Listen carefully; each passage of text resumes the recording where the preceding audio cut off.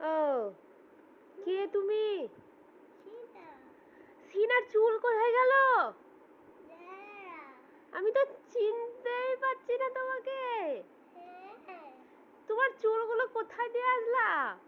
ল্যাড়া। নেড়া? হ্যাঁ। নেড়া কে করে দিল? ও ওই দাদুটা। দাদুটা? হ্যাঁ। কবে হলো নেড়া তুমি?